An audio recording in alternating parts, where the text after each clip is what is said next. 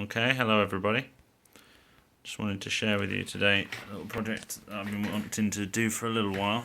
I wanted a way to be able to accurately measure the impulse current draw when using any sort of airsoft gun on semi-auto and on full auto, so that I can actually see and measure the load on the motor at any point in the cycle of the gun, instead of us just having to do it by ear.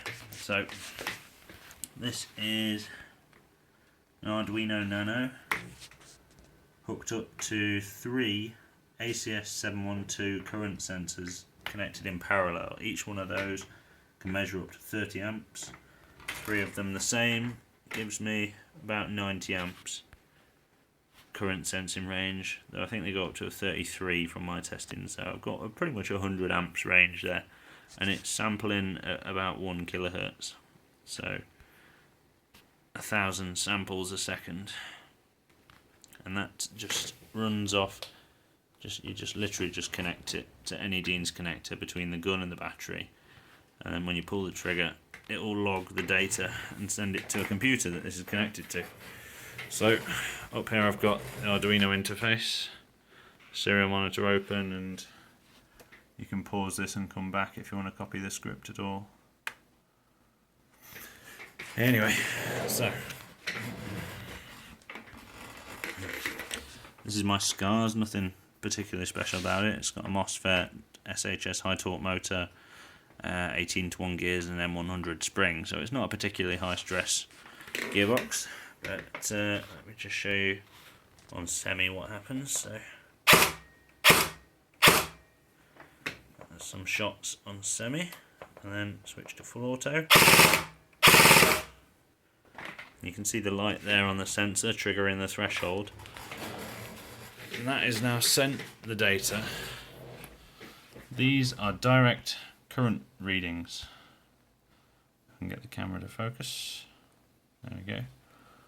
So there's several hundred of them there just from the few shots that I did. Now what I can do from that is simply copy the data into Excel and work some magic on it. So if I split it up, this is a data set that I've previously done just to show you. So I can then, that is a current map for a single shot on semi-auto for this particular gun. So you can see the spike, the initial spike, which will only be a few milliseconds. If you imagine that this is one shot of the gun, and that gun does about 20 rounds a second, so this whole cycle is only a few milliseconds. So this initial spike is all the way up near 80 amps, would you believe? That's why there's 3 sensors on that thing, because initially I started with 1 and it maxed it out instantly. It went straight up to 33 amps, so I put another sensor in parallel, 2, and that maxed that out at 66 amps, though I could start to see more of the spike. So I finally put a 3rd sensor on, and it obviously captured the top of the spike this time, so we're right up near 80 amps, and you can see it trails off through the cycle. I've not analysed this properly yet, and I need to see how it responds on some other guns. So that's several shots on semi-auto. So you can see where it starts to creep back up a little bit here just before the trigger trails off. So that is actually a little, that I can see overspinning the gearbox as the initial spike. Probably that's when it fires, and then the freewheeling of the motor winding the gears on, and then it starts to compress the spring again is when it creeps back up just here. So spikes are all around the 76 amps sort of region, with one up to 80. Now if we compare this is full auto shooting on the same scale. So you've got the initial spike as the motor starts spinning. The initial impulse is huge on these things, so this is conclusive evidence that semi-auto firing flattens your battery so much faster than full auto. But you can see there's the initial spike, and then the sawtooth as it's firing the shots, which are all the way down here, like an average of like 25 amps continuous draw on full auto. So that gives you an idea of what sort of fuse you really need to have in a gun like that, which is ideal. I think I've got a 30 amp fuse in that gun.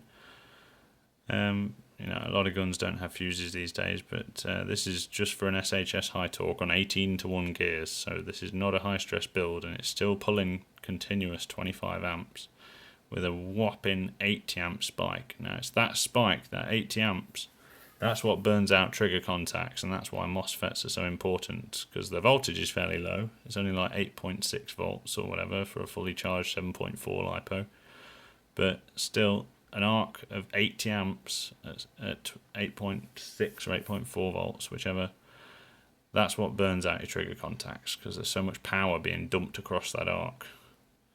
It's fairly low voltage, but that is a high current for DC. That is DC 80 amps. That is a whacking great spark, that is. It's a lot of power dumped across there.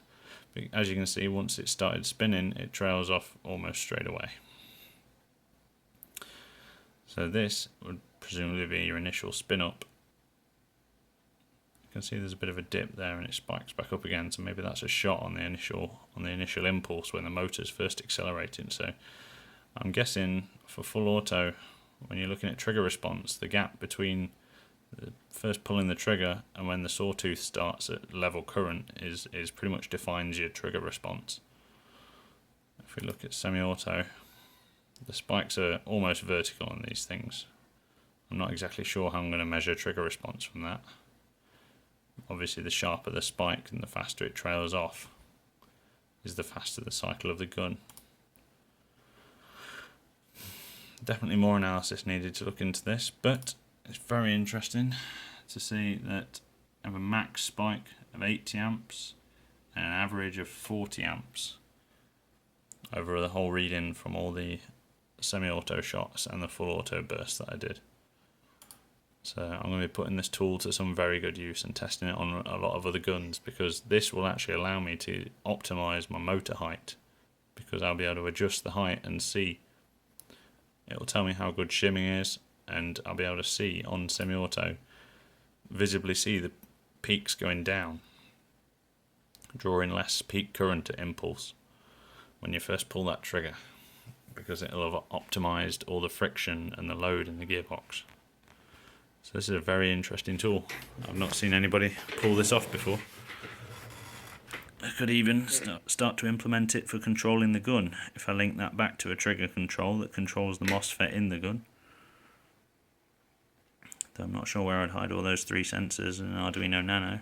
I was previously going to put them in a fake PEC box, but I'm not sure if I could fit all 3 and a Nano in there, with a battery pack perhaps as well. Still, very interesting measurement tool, and all you have to do is plug it in via Deans. Lets you directly measure the power draw on any gun. I'm certain you're going to see more of this in future.